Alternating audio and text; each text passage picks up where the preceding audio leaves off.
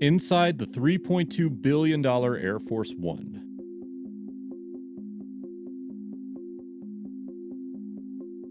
Air Force One is perhaps the most luxurious private jet on the planet for one of the most important figures on the planet, the President of the United States. But what really happens inside Air Force One? Let's take a look. When we talk about size, Air Force One is basically a house in the sky for the president. In fact, it may be bigger than most houses, boasting 4,000 square feet of floor space. That's massive when you think about it. And it's all for one person. Well, not just one, but we'll get to that in a bit. In front of the plane is the cockpit. Pretty standard for a Boeing 747 plane, but there are some minor modifications. There's a lot more bells and whistles, and there's even a midair refueling probe in the nose of the plane that allows the staff to refuel while still in the air. That's pretty incredible when you think about it. If there's enough fuel on board, the plane can keep going in the air without having to make pit stops to fuel again. You'd think something like that should be on every plane for convenience, but it's kept for the most important people only. Behind the cockpit is the crew lounge, where pilots and staff members can rest. But that's not all. There's even a large lounge downstairs where the crew members have more space to settle down and relax. The lounge can hold up to 26 members at a time. To finish off on the top deck, there is a state-of-the-art communications center that holds around 240 miles of wiring to support more than 80 telephones and 20 TVs on board.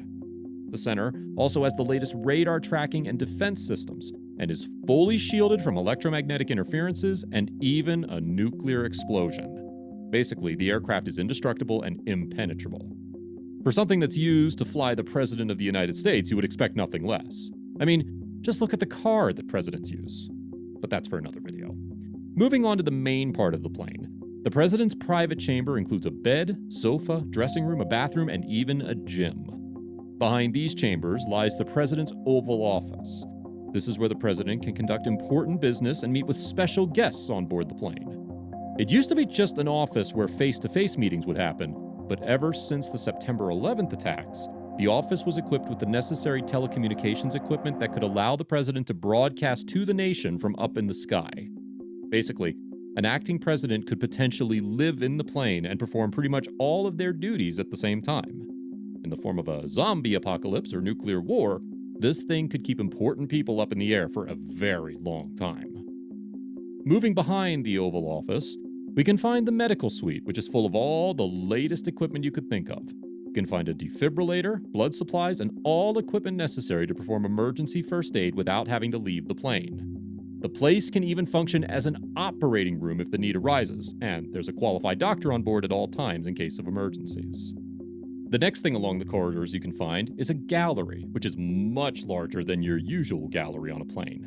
The gallery is able to accommodate a chef, a sous chef, and even a bartender. You never know when you need a drink to cool off. You also never know when you need to hold a banquet for around 200 people. I mean, you have to be prepared in case anyway. This is why there are rations present to prepare a total of around 2,000 meals.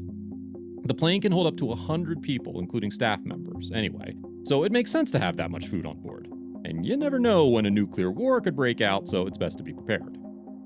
Right along this corridor next to the gallery is a compact space for senior staff members. The room is equipped with business class style seats arranged in a circle, so it's easier for the president to talk to them if they wish to do so. It would be quite inconvenient if the seats were aligned like on a regular plane. Next up, we have a massive conference room fixed with 8 executive leather chairs and a large table in the middle. An additional sofa is placed next to the walls because there might be more than 8 people in the room for a meeting. There's even a large TV screen that can be used to hold video conferences, or to sit back and enjoy a nice movie. Although it is unlikely anyone uses it for that purpose, if it's required, adjustments could probably be made. The conference room can even serve the purpose of a dining room if the president would like to hold a meeting over dinner. Moving further back, we'll find a space that is specially designed for the president's office staff. The room is equipped with all the necessary tools required to conduct business, such as working Wi-Fi, fax machines, phones, TVs, and printers. A president is a busy man, after all, and it would be better to have a working office present everywhere you go. That's a lot to digest, but we're not done yet. Moving even further back, the plane actually begins to resemble a commercial plane, although it is much more luxurious than your regular one. Behind the office staff room is a guest section on the plane, because guests could often be traveling with family members or would need to relax if there's no business to conduct. The cabin is entirely business class, of course. You wouldn't have an economy cabin on the president's personal plane, would you? That's just disrespectful. When we talk about security, it might not be a surprise to know that the plane is equipped with all the modern facilities that could be used to help protect the president. The extent of all of these things is unknown for obvious reasons, but there are some things we know. First of all, the plane is equipped with electronic countermeasures to jam enemy radar, and also has infrared countermeasures that can be used to divert heat-seeking missiles. The plane can also fire chaffs and flares, and under the belly of the plane is a device that is dubbed the Department of Navy Large Aircraft Infrared Countermeasure System. The device can detect surface-to-air missiles and man-portable air defense missiles as well. This plane is also coated with armor plating, and as mentioned before, can withstand nuclear blasts. That's impressive to say the least, but it's nothing you wouldn't expect.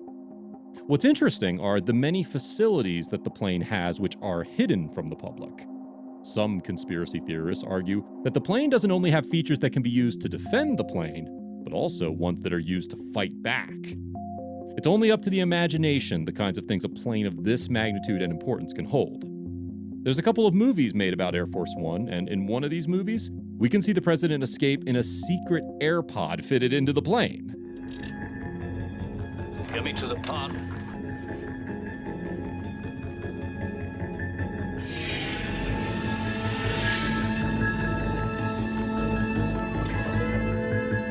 Sir, this is a locating device to trace you if you become separated from the pod. I'm activating it now. God save me, and what shall be you all? While these claims have been flat out denied by the Secret Service, that would only be expected from them. According to an Obama-era Freedom of Information request, this plane cost the average taxpayer over $200,000 for every hour it's up in the air doing the rounds. That's steep. And when you consider that fuel alone on this thing costs $80,000 an hour, you can begin to understand just how expensive maintaining this aircraft is.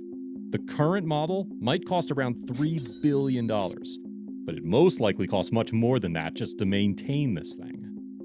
Airforceone is a symbol of prestige and class. You may have your opinions on whether it's a waste of money, but you can't deny that it is one of the most marvelous aircrafts in the world. Thank you for staying with us. Don't forget to leave us a like, share this video with your friends, and also subscribe to our channel to receive more engaging business content like today's video.